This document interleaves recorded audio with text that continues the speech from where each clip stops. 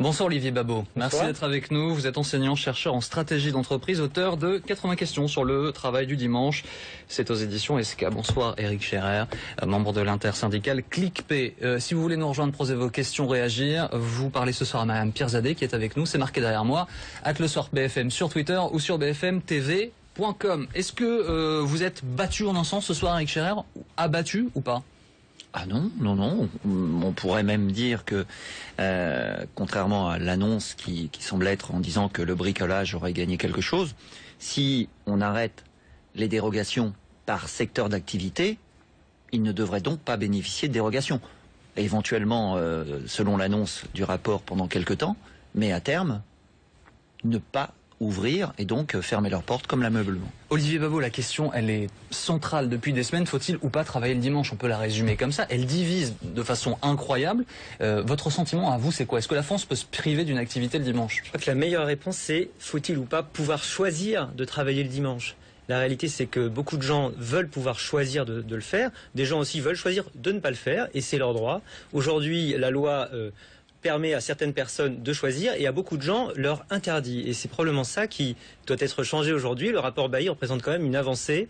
Je ne sais pas s'il s'agit de faire perdre quelqu'un ou de faire gagner quelqu'un. S'il y a des gens qui gagnent aujourd'hui, c'est probablement les consommateurs qui veulent pouvoir consommer le dimanche, les salariés qui y voient une source de revenus et les enseignes aussi qui y voient une possibilité de créer des emplois. Ouais, Éric Scherer, votre combat, si je peux parler comme ça, il est vu, il faut dire la vérité, par une partie de l'opinion comme on veut pas que les gens puissent acheter consommer le dimanche et on veut pas que les gens puissent travailler le dimanche. Oh, c'est un raccourci. Non, on n'a jamais demandé, notre centrale syndicale ou l'ensemble d'ailleurs, à ce que tout soit fermé le dimanche. Il y a des tas de choses qui sont ouvertes, qui nous semblent de bon sens. Par contre, on défend effectivement le repos dominical comme colonne vertébrale de l'organisation sociale. Et après, on porte, et c'est le rôle des organisations syndicales, la volonté des 4 millions de salariés du commerce, c'est-à-dire de l'immense majorité, et les quelques salariés que vous mettez volontaires, que l'on met en avant, représentent une toute petite part. Non, je crois que si on regarde vraiment les différents sondages, il y en a beaucoup qui ont été faits sur ce sujet. Parfois, on a l'impression qu'ils sont contradictoires, mais en réalité, si on regarde bien, si on analyse les questions qui sont posées, les Français sont tous d'accord sur le fait que on peut travailler le dimanche, 1, si c'est choisi, 2, si on est mieux payé. Ça n'existe pas. Et 3, si c'est ponctuel. Est-ce que ça existe? Comment ça n'existe pas? Ça n'existe pas. Vous le savez très bien. Vous avez fait un livre, donc vous avez. Ça n'existe pas. Le volontariat. C'est la loi. C'est la loi. Non, excusez-moi. Le volontariat, puisque c'est de ça qu'on parle dans ces cas-là. Et on le voit tous les jours, malheureusement, quand on reçoit les salariés ou quand on les assiste. Soit vous dites oui au travail du dimanche quand il est et vous êtes embauché, soit vous dites non et vous n'êtes pas embauché. Et la plupart du temps, après, il est contractuel. Donc, de toute manière, il n'y a pas de règle de volontariat. Et pour toutes les procédures judiciaires qu'on a fait, ça a été démontré. Vous répondez quoi à ça, Olivier Babot? Ça n'est pas vrai. Vous regardez, vous allez interroger les gens dans le bricolage. Dans le bricolage, il y a plus de candidats pour travailler le dimanche que de places. Ils sont obligés de les sélectionner. C'est un problème économique. Donc on voit bien que on force pas les gens à travailler le dimanche. C'est faux de dire ça. Justement, écoutons les gens, voyons voir ce qu'ils en pensent. Ceux qui nous regardent, bfmtv.com et @lesoirbfm sur Twitter. Marianne. Oui, alors Amri de Lamara s'interroge, le travail dominical peut être une bonne chose pour les étudiants non boursiers et sans aide financière. Donc est-ce qu'il pourrait y avoir des exceptions pour certaines catégories? Il peut bien sûr avoir des exceptions, mais on ne peut pas mettre des exceptions par rapport à des catégories de salariés. Enfin, parce que encore une fois, un secteur d'activité s'organise pas par rapport à une frange de la société ou à un statut qu'on a provisoirement. Et la problématique des étudiants, on l'a fréquemment dit, est une problématique trop sérieuse pour être réglée par le phénomène de petit boulot, entre guillemets. Donc, l'ouverture ou pas des commerces le dimanche ne réglera en rien la problématique des étudiants. Est-ce qu'il est possible d'envisager de tout ouvrir?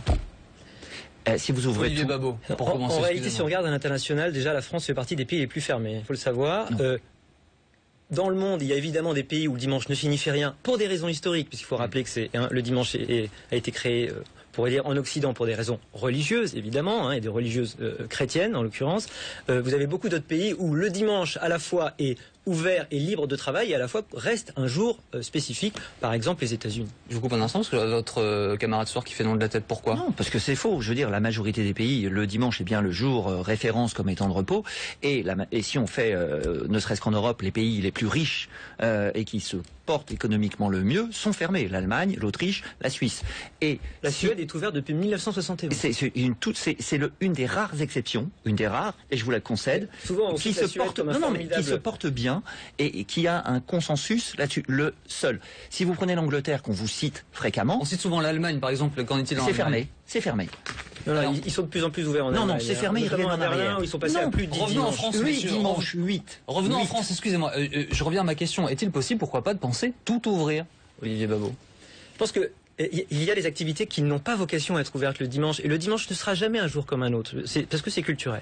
En réalité, il y a d'autres activités qui, elles, ont de plus en plus le besoin de pouvoir l'être, parce que les gens vivent différemment, ont des rythmes différents, ont des besoins différents. Et par exemple, dans les grandes agglomérations, le fait de pouvoir aller acheter dans les magasins de bricolage le dimanche, ça fait partie des nouveaux besoins qui sont assez incontestables, parce que les gens ne peuvent pas le faire en semaine.